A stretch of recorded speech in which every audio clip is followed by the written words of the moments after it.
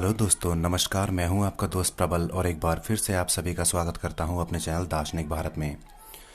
दोस्तों, आज की वीडियो में हम बात करने जा रहे हैं मन शरीर समानांतरवाद पर। स्पिनोजा का यह विचार है। तो आज हम जिसकी बात करेंगे वह है स्पिनोजाज माइंड बॉडी पैरेललिज्म पर। समानांतरवाद क्या है, इसको हम समझें उससे पहले हम ये देख लेते हैं कि हमने इसमें क्या क्या सीखा है स्पिनोजा के दर्शन में अब तक। स्पिनोजा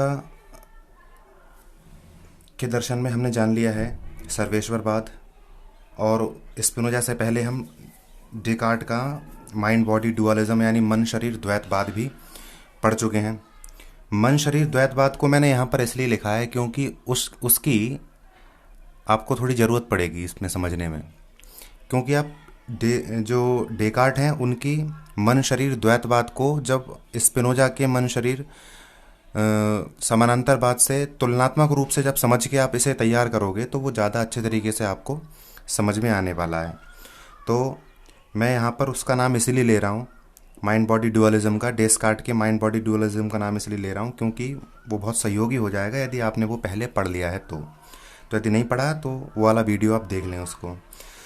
स्पिनोजा का सर्वेश्वरवाद समझ लिया है, और हमने स्पिनोजा के पिछले वीडियोस में यह भी जान लिया है कि स्पिनोजा जो हैं वो केवल एक ही चीज़ को अल्टीमेट रियलिटी के रूप में स्वीकार करते हैं, वो है ईश्वर, यानी द्रव्य के रूप में, जिसे वो एकमात्र चीज़ को ही द्रव्य के रूप में स्वीकार करते हैं और वह है उनका ईश्वर। उसको उन्होंने ईश्वर नाम दिया है।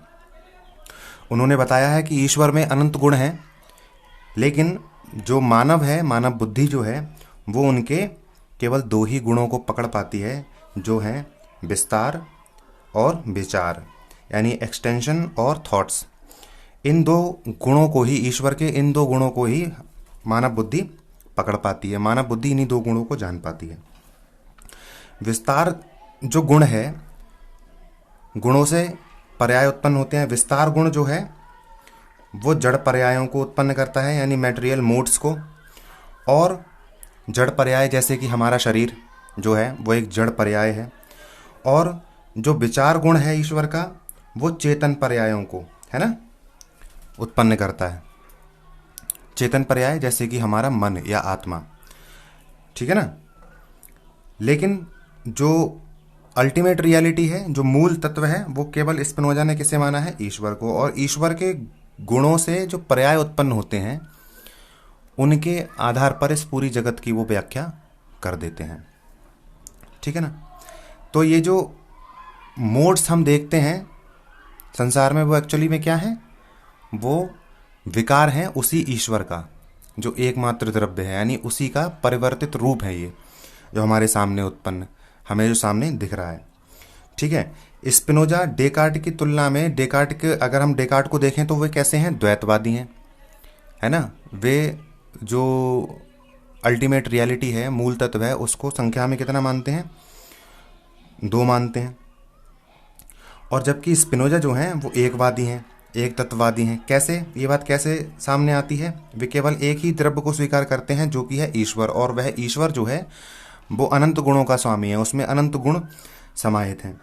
ईश्वर के, अभी हमने पढ़ लिया, विचार गुण से मन पर्याय जो है या आत्मा पर्याय जो है वह उत्पन्न होता है, और विस्तार से शरीर पर्याय जो है हमारा, क्योंकि हम यहाँ पर इसकी मन और शरीर का नाम हमने इसलिए ले लिया क्योंकि हम अब इसी की बात करने जा रहे हैं, ना। मन शरीर समानांतरवादी तो पढ़ेंगे इसमें। तो विचार गुण से मन पर्याय उत्पन्न होते हैं या आत्मा पर्याय, और विस्तार से जो शरीर है हमारा वो उत्पन्न होता है। यानी कि जगत में ऐसी मन शरीर की तरह जगत में जितनी भी फाइनाइट चीजें हैं, जो गॉड है, स्पिनोजा का जो ईश्वर है, वो तो इनफाइनाइट है, और जो संसार में चीजें हैं वो कैसी हैं? परिमित चीजें हैं, फाइनाइट चीजें हैं। तो वे सभी क्या हैं? ईश्वर के ही सब क्या हैं? विकार या पर्याय हैं, ठीक है ना। ईश्वर के ही मोड्स हैं। तो सब ये जो चीजें हैं वो हैं क्या? ईश्वर ही हैं, है ना। Everything is God and God is everything, ऐसी तो बोलते हैं वो स्पिनोजा। तो यानी सभी वस्तुएं जो भी हम देखते हैं वो पर्याय हैं, और पर्याय हैं इसका मतलब ये है कि वो तात्विक रूप से, यानी रियलिटी में वो हैं क्या? वे ईश्वर ही हैं। तो संसार में कोई दूसरी चीज उपस्थित नहीं है, है ना। वो यही तो कहते हैं ईश्वर ही है एकमात्र सत्य, है ना। तो बाकी कुछ और संसार में उपस्थित है ही नहीं। ये पृष्ठभूमि चल रही है इसको समझाने के लिए। यदि आप ये समझ लेते हैं तो बहुत सरल हो जाएगा समानांतरवाद समझना। तो मन और शरीर भी तो इसी द्रव्य से उत्पन्न है, ईश्वर से, है ना, इसी के तो पर्याय हैं। तो वे भी, मन और शरीर भी तो ईश्वर ही हैं। तो वे दो ना होकर क्या हैं, एक ही तो हैं। यानी मन और शरीर दो अलग चीजें ना होकर क्या हैं, एक है। यही है मन शरीर का एक बाद। मैंने ये समझाना इसलिए यहाँ पे जरूरी समझा क्योंकि माइंड और बॉडी को स्पिनोजा दर्शन में आइडेंटिकल माना गया है, जबकि डेकार्ट दर्शन में कैसा माना गया है, उनको दो भिन्न चीजें, दो विरोधी चीजें माना गया है डेकार्ट दर्शन में। और जबकि स्पिनोजा दर्शन में यहाँ पर उन्होंने मन और शरीर को एक ही बता दिया कि वो मन और शरीर जो है वो कुछ और नहीं है बल्कि एक ही है। और वो एक है क्या, ईश्वर। हम पहले ही पढ़ चुके हैं कि सब कुछ तो ईश्वर है, तो फिर और क्या बचता है, ईश्वर के सिवा कुछ और है ही नहीं संसार में, है ना, कुछ भी नहीं है ईश्वर के सिवा। तो ये डेकार्ट के माइंड बॉडी डुअलिज्म जो है, यानी कि मन शरीर को जो दो अलग अलग चीजें माना था डेकार्ट ने, उस बात का यहाँ पर वो खंडन कर देते हैं। पहला खंडन। एक बात और बताऊं, ये मैंने इस तरह से तैयार किया है कि आपको समझ में तो आएगा, साथ में आप इसमें थोड़ा खंडनात्मक पक्ष भी देखते जाओगे बीच बीच में। जैसे कि आपने यहाँ पर देख लिया कि यहाँ पर उन्होंने मन और शरीर में एक बात स्थापित, मन और शरीर में एकता, समरूपता स्थापित कर दी है। समरूपता नहीं बल्कि एकता स्थापित कर दी। उन्होंने कह दिया कि ये एक ही हैं, दो चीजें ना होकर एक ही हैं, क्योंकि ये ईश्वर ही हैं। तो दो भिन्न चीजें तो है नहीं। अब तो इतनी बात समझ में आ गई होगी। अब मैं थोड़ा सा बात कर लेता हूं, जिन्होंने नहीं देखा, वो डेकार्ट का मन शरीर द्वैतवाद जो है, यहाँ थोड़ी सी ही बात करूंगा मैं, ज़्यादा नहीं करूंगा, 2 मिनट बस जाने हैं इसमें। डेकार्ट जो है वो मन और शरीर को दो अलग अलग चीज़ें मानते हैं। मन जो है वो चेतन है और शरीर जो है वो जड़ है। और ये अलग अलग चीज़ें होने के साथ साथ परस्पर गुणों में कैसी हैं, परस्पर कैसी मानी गई हैं, दो विरोधी द्रव्य माने गए हैं ना। ये दोनों एक दूसरे के साथ परस्पर कैसे जुड़ते हैं, अंतःक्रिया द्वारा। जैसे कि हम मानव शरीर को देखते हैं तो मानव शरीर में एक मन है उसका और ये शरीर है। शरीर है जड़, है ना, और मन जो है वो है चेतन। अब प्रश्न ये उठ जाता है कि दो ये विपरीत चीजें हैं, जड़ और चेतन, अब इनमें संबंध कैसे स्थापित होता है। तो डेकार्ट कहते हैं मतलब मन से हम दोनों ये मिलकर कैसे काम कर लेते हैं। तो डेकार्ट कहते हैं ऐसा होता है अंतःक्रिया के कारण, यानी कि इंटरेक्शन के कारण। इंटरेक्शन के कारण ऐसा कि मन जो है वो जब कुछ चाहता है, जब उसे कुछ करना होता है, तो वो सूचना भेजता है ना, और शरीर का जो अंग है उस पर प्रतिक्रिया देता है। ऐसे यदि शरीर में कोई क्रिया उत्पन्न होती है तो उसकी सूचना पिनियल ग्रंथि के माध्यम से, पिनियल ग्रंथि के माध्यम से हमारे जो पिनियल ग्रंथि है उसमें बैठी जो आत्मा है उस तक पहुंचा देती है, और फिर उस पर प्रतिक्रिया वो देती है। तो क्रिया प्रतिक्रिया के द्वारा चलता है, और इनमें सहयोगी जो बनता है वो कौन है, पिनियल ग्रंथि। पिनियल ग्रंथि के माध्यम से ये सब होता है।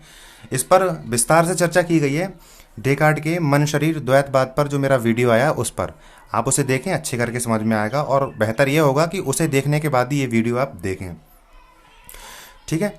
तो ये था डेकार्ट के विषय में। अब चूंकि हमें यहाँ पर समझना है स्पिनोजा का मन शरीर समानांतरवाद, तो मैं यहाँ थोड़ा सा विज्ञान की बात भी कर लेता हूँ। देखिए, विज्ञान में एक चीज, एक कॉन्सेप्ट है पैरेलल यूनिवर्स का, यानी समानांतर विश्व का। तो उसमें क्या कहा गया है, अगर ये समझ में आ जाता है तो अच्छी बात है, बहुत अच्छा रहेगा आपके लिए।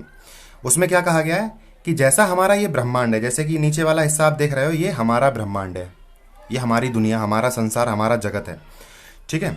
बिल्कुल ऐसा ही एक और जगत है, बिल्कुल ऐसा ही एक और जगत है, और इसमें जो कुछ भी होता है बिल्कुल वैसा ही वहां पर भी होता है, और ये दोनों काम एक साथ होते हैं। इस जगत में जो भी हैं,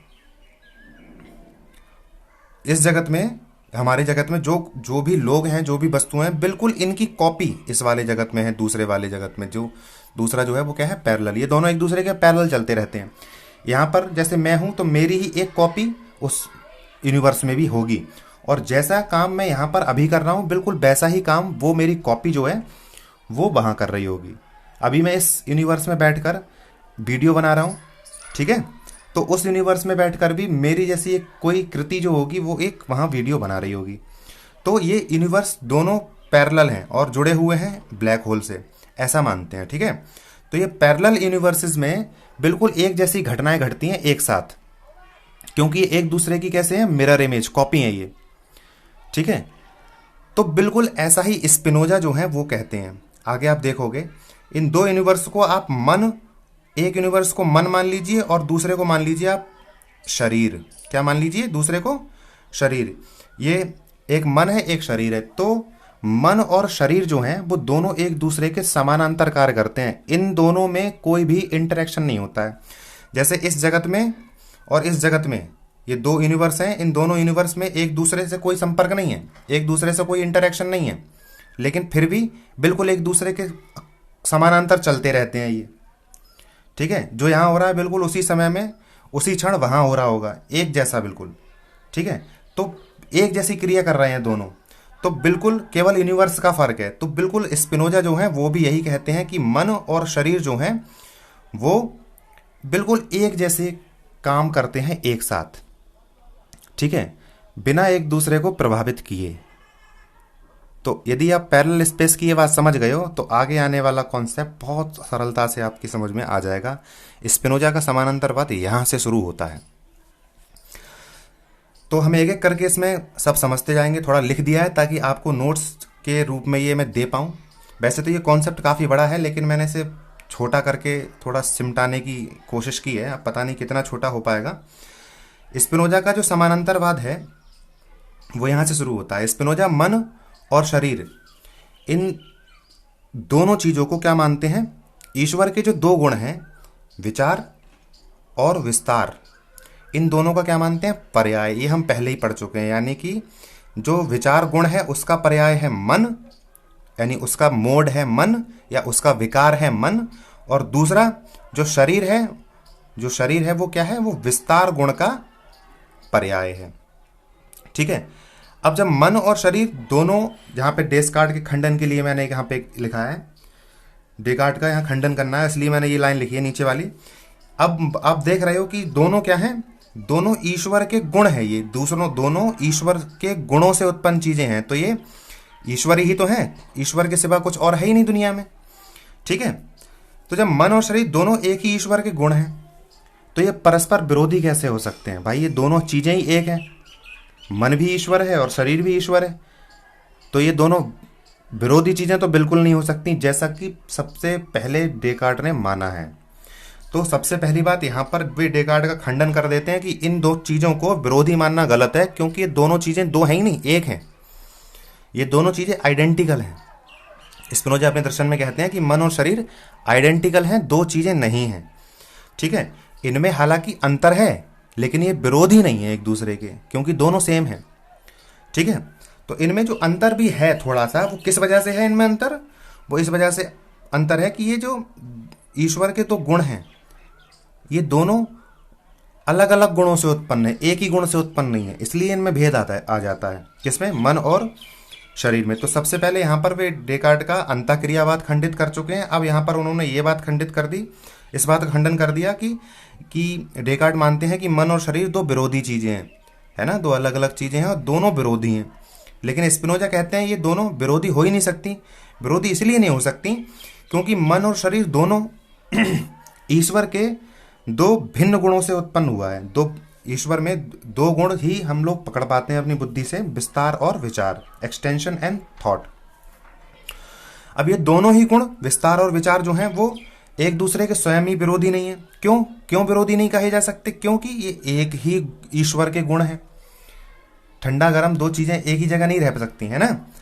तो एक ही ईश्वर के ये गुण हैं दोनों, तो इनको आप विरोधी नहीं कह सकते। जब ये विरोधी नहीं है तो इनसे उत्पन्न मन और शरीर जो हैं वो कैसे विरोधी हो सकते हैं? बिल्कुल विरोधी नहीं हो सकते वो। ठीक है ना, इनमें भेद हो सकता है, इनमें अंतर हो सकता है, लेकिन विरोधी नहीं हो सकते ये एक दूसरे के। ठीक है, तो मन और शरीर एक दूसरे से विशेषताओं में भिन्न है। जैसे कि मन जो है वो चेतन और शरीर जो है वो अचेतन आप कह सकते हो, लेकिन फिर भी ये हैं तो एक ही। मन और शरीर दोनों हैं तो ईश्वर ही।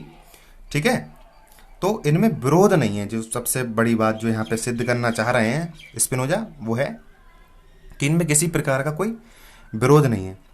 तो जब इनमें किसी प्रकार का विरोध नहीं है और साथ ही ये द्रव्य भी नहीं है, आप इन्हें द्रव्य भी नहीं कह सकते। क्यों द्रव्य नहीं कह सकते? क्योंकि मन और शरीर ये दोनों ही गुणों से उत्पन्न हैं, पर्याय हैं। ये द्रव्य जो है, द्रव्य की परिभाषा उन्होंने पहले देर दी थी ना, जो स्वयं द्वारा ही जाना जाए, है ना, जिसका अस्तित्व स्वयं से हो और जो स्वयं द्वारा ही समझा जाए, उसको द्रव्य कहा जाता है स्पिनोजा दर्शन में। तो ये द्रव्य नहीं है ना, ये ईश्वर के गुण हैं, न कि द्रव्य हैं। द्रव्य तो केवल एक है, वह है ईश्वर। जब ये द्रव्य नहीं है तो इनमें क्रिया प्रतिक्रिया भी नहीं हो सकती किसी भी तरह की। क्रिया प्रतिक्रिया के लिए द्रव्य चाहिए होते हैं। जैसे कि डेकार्ट ने क्रिया प्रतिक्रिया का सिद्धांत दिया था, तो उन्होंने इसलिए दे लिया था क्योंकि उन्होंने जड़ और चेतन को दो अलग अलग विरोधी द्रव्य माना था। और जब ये द्रव्य नहीं है तो फिर इनमें क्रिया प्रतिक्रिया कैसे हो सकती है। और दूसरी बात जो है, ठीक है, दूसरी बात जो है वो क्या है, वो ये है कि मन और शरीर आइडेंटिकल हैं। मन और शरीर एक ही चीज़ है। जब ये एक ही चीज़ है तो कैसे क्रिया प्रतिक्रिया इनमें हो जाएगी? एक जैसी चीज़ में कैसे क्रिया प्रतिक्रिया हो जाएगी? दोनों ये हैं तो एक ही, ईश्वर ही तो है ये। तो इनमें किसी प्रकार की कोई क्रिया प्रतिक्रिया वैसे भी नहीं हो सकती, क्योंकि ये आइडेंटिकल हैं। इसलिए एक जैसे हैं, बिल्कुल एक समान हैं, बल्कि एक ही हैं। ठीक है। तो इनमें जो डेकार्ट ने कहा था कि क्रिया प्रतिक्रिया होती है जड़ और चेतन के भी, जैसे कि उन्होंने बताया कि हमारा मन जो है वो पिनियल ग्रंथि के माध्यम से शरीर के साथ इंटरेक्ट करता है, और ये इंटरेक्शन जो होता है वो ही सारे कार्य करवा लेता है। मतलब अगर हमें चाय पीनी है तो हमारा मन जो है वो पिनियल ग्रंथि के माध्यम से एक क्रिया उत्पन्न करता है, और चाय जो है वो हाथ जो है उस पर प्रतिक्रिया देता है और हाथ चाय को पी लेता है। ऐसे तो क्रिया के बदले एक प्रतिक्रिया होती है, क्योंकि वहाँ पे दो चीज़ें हैं, दो द्रव्य हैं, ऐसा मान के वो क्रिया प्रतिक्रिया का। यहाँ तो दो चीज़ें ही नहीं, एक ही आइडेंटिकल चीज़ें हैं दोनों। वहाँ उन्होंने दो अलग अलग चीज़ें मानी थी, यहाँ पर मन और शरीर एक ही है। तो इनमें क्रिया प्रतिक्रिया का तो कोई सवाल उठता नहीं। तो यहाँ पर जो स्पिनोजा हैं वो डेकार्ट ने जो अंतःक्रियावाद यानी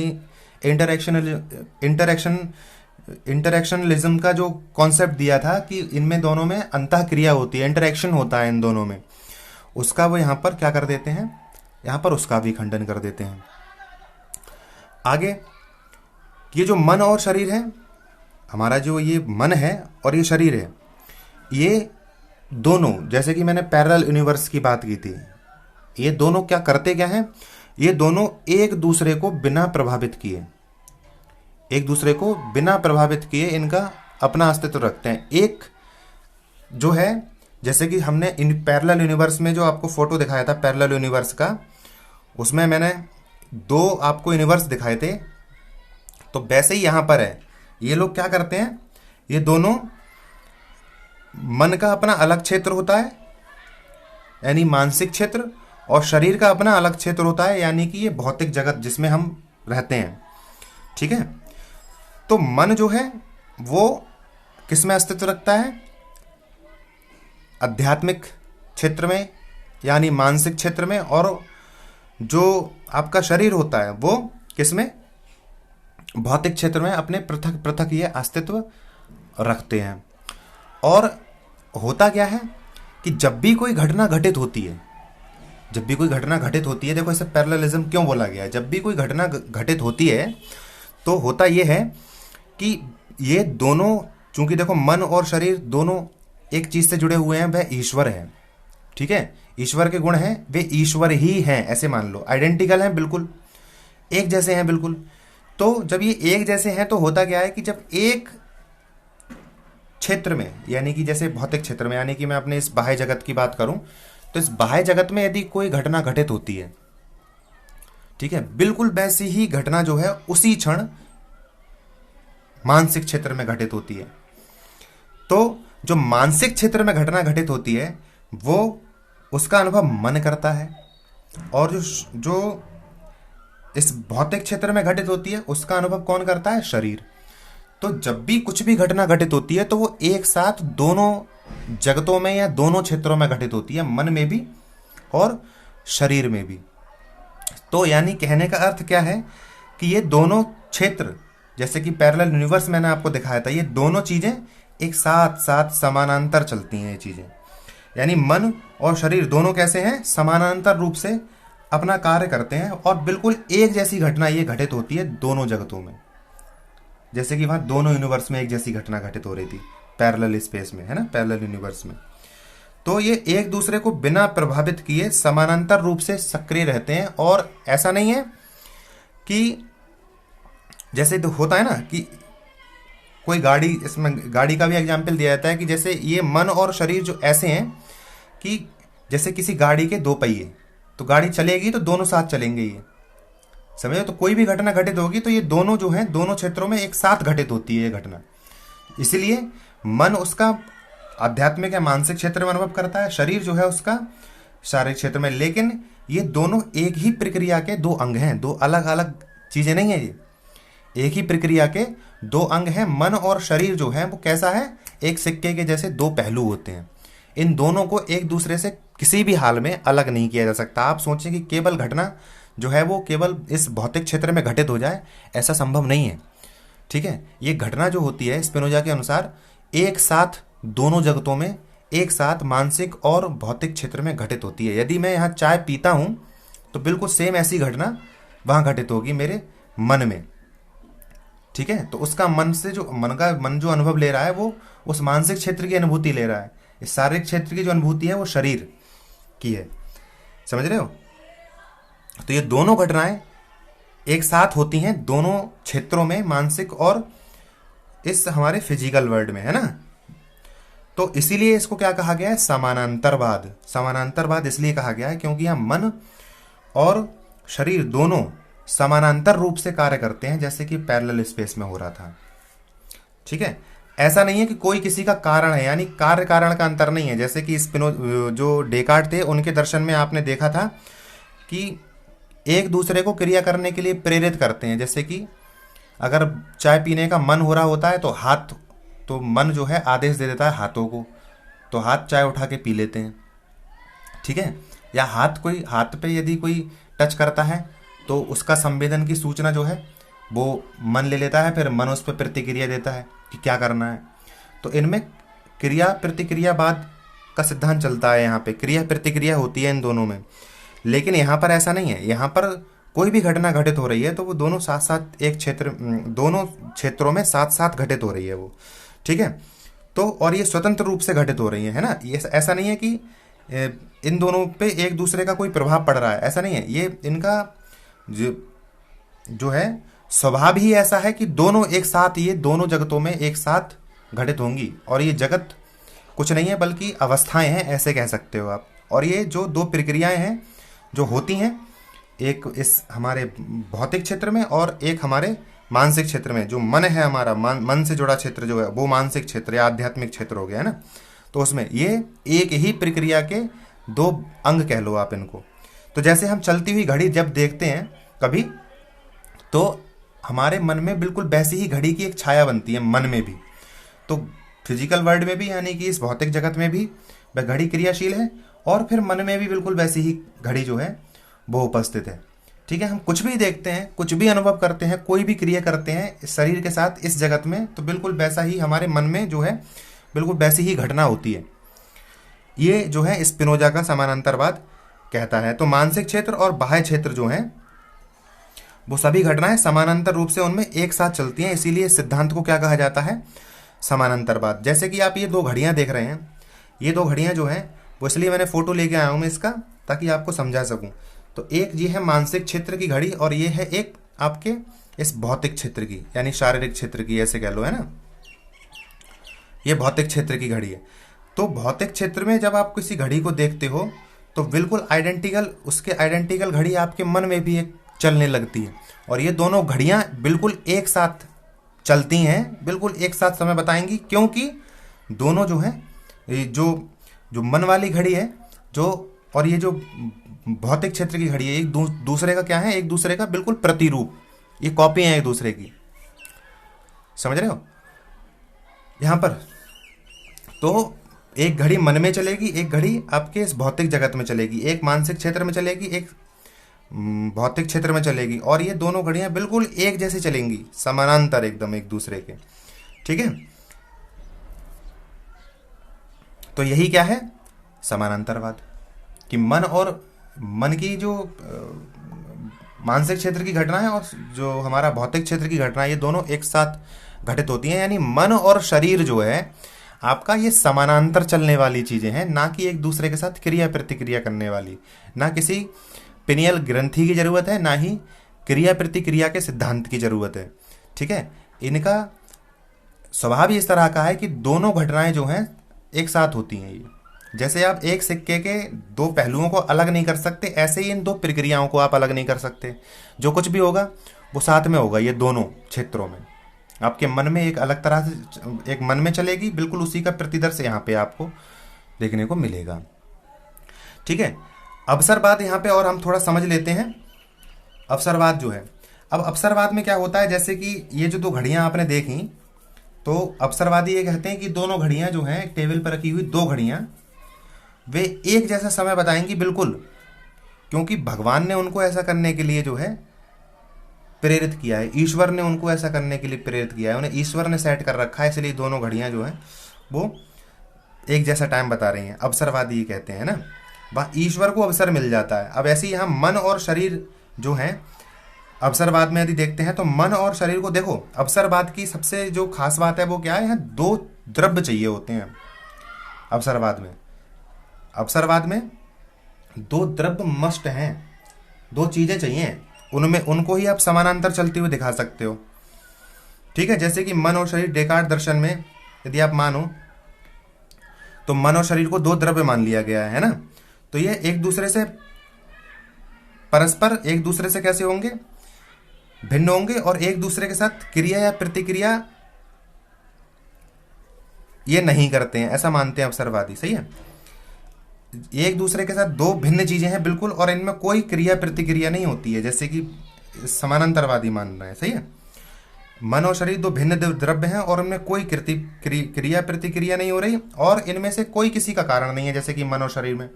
यानी कि मन जो है वो, उसका यदि मन हो तो वह हाथ को प्रेरित नहीं कर सकता। सही है, ये कहना चाह रहे हैं। चाय पीने के लिए यदि मन होता है चाय पीने का, तो वह हाथों को आदेश नहीं दे सकता। यानी मन जो है शारीरिक गतिविधियों का कारण नहीं बन सकती। ऐसी शारीरिक गतिविधियां किसी मानसिक क्रियाकलाप का कारण नहीं बन सकती है ना। तो ये मन और शरीर दोनों एक दूसरे से कार्य कारण के सिद्धांत से नहीं जुड़े हैं। सही है, इनमें होता क्या है, अवसरवादी जो कह रहे हैं, ये दोनों